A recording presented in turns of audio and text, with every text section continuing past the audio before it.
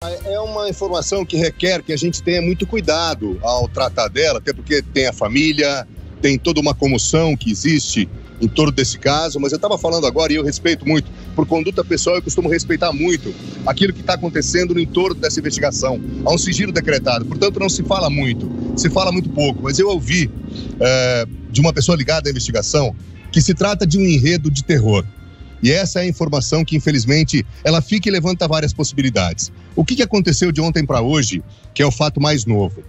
A Polícia Civil, naquelas buscas que foram feitas lá naquela área da zona rural, um conjunto de chácaras, apenas e tão somente para efeito de localização, fica ali o complexo de Campos do Ditim. Mas, repito, é só apenas e tão somente para efeito de localização, porque ali, as pessoas que vivem ou que têm estabelecimentos ali, não tem nada a ver com a história. Então repito, em que pese a redundância, apenas para efeito de localização.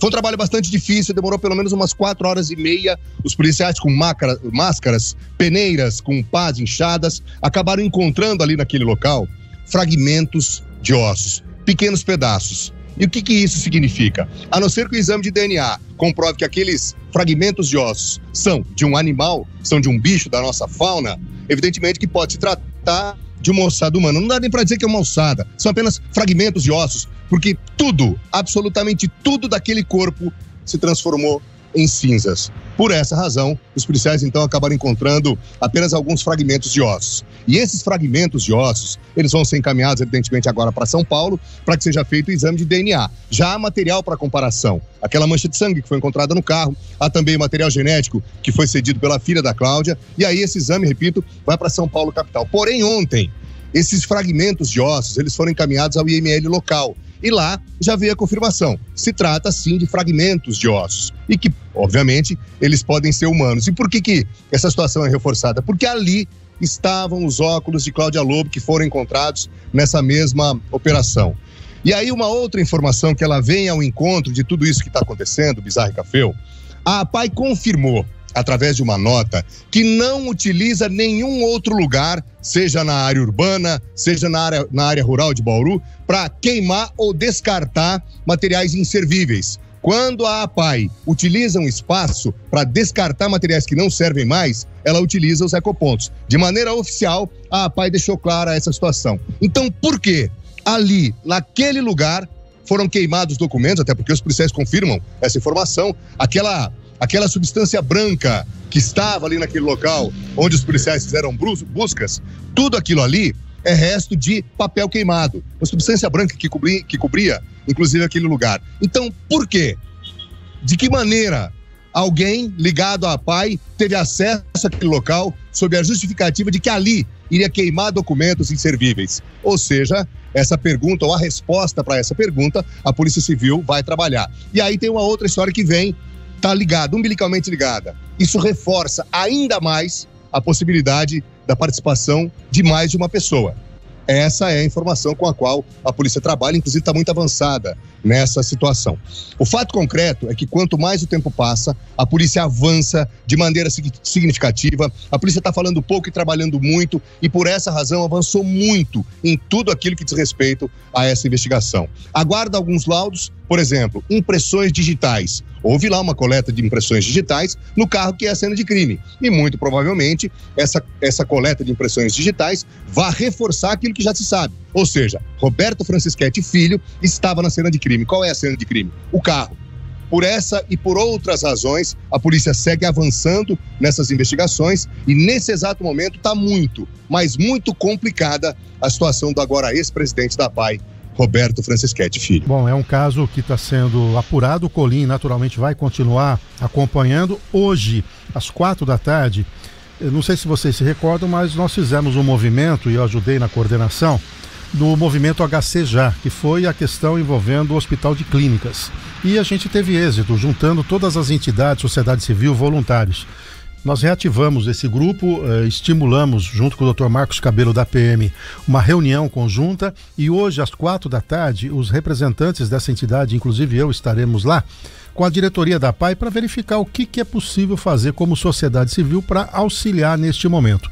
E tem uma nota, né, oficial deles, né, meu caro Bizarro, que daqui a pouco a gente vai ler, sobre aquilo que vem acontecendo. Portanto, Neste momento, não obstante tudo isso que está sendo construído com o enredo, trata-se do CPF do Francisquete, do CPF das pessoas envolvidas. Não tem nada a ver com o CNPJ da APAI, que construiu uma reputação ao longo desses anos, faz um trabalho de excelência, reconhecido pela comunidade, pela classe política e, portanto, isso não pode macular e nem deixar que nós tenhamos apoio à entidade. Nós temos que proteger a APAI nesse momento. E ontem ela acabou divulgando uma nota à imprensa que o Bizarra vai ler nesse momento. Inclusive está na internet para quem nos acompanha em áudio e vídeo. Olha, a diretoria executiva da APAI Bauru, na pessoa da atual presidente, a Maria Amélia Moura Piniferro, vem a público informar que desde a prisão do ex-presidente Roberto Francisquete Filho, principal suspeito no desaparecimento da funcionária Cláudia Regina da Rocha Lobo, tem trabalhado efetivamente para averiguar e tomar providências internas e externas que lhe competem em relação ao caso que está nas mãos das autoridades. Concomitante a isso, o esforço é para tranquilizar os funcionários, usuários e familiares de que os atendimentos tão essenciais ao público da APAI não estão relacionados aos fatos, permanecem garantidos e acontecendo em suas atividades fins, sem prejuízo nas unidades, conforme a missão de defesa e garantia de direitos da pessoa com deficiência. Para que não haja dúvidas e com o objetivo de prestar contas deste, a APAI retornará com suas publicações a respeito dos atendimentos em suas redes sociais.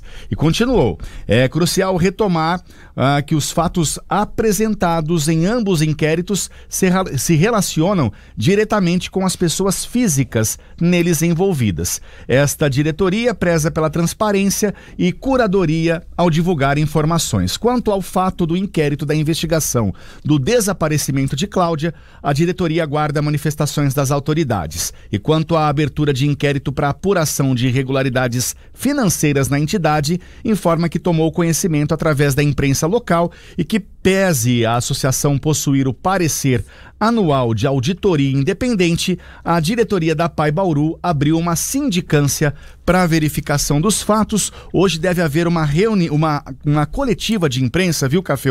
Logo mais às 10 horas da manhã para tratar desse assunto. É muito importante isso, eu acho que a nota vai ao encontro daquilo que nós estamos falando aqui, né? Sem ter conversado diretamente com os representantes da APAI, acho que a sociedade está bastante alinhada. Nós traremos novidades amanhã desta reunião da tarde e naturalmente a repercussão também dessa coletiva. E como eu disse, o Colim, toda a equipe do JC, também aqui da 96, todos nós vamos acompanhar em detalhes o desenrolar disso tudo para acabar com essa agonia em torno de tudo que aconteceu, acalmar os familiares e naturalmente apurar por que este fato aconteceu com tanta gravidade, com tanta violência, para nós, enquanto sociedade, podemos tirar proveito do ponto de vista da convivência em sociedade.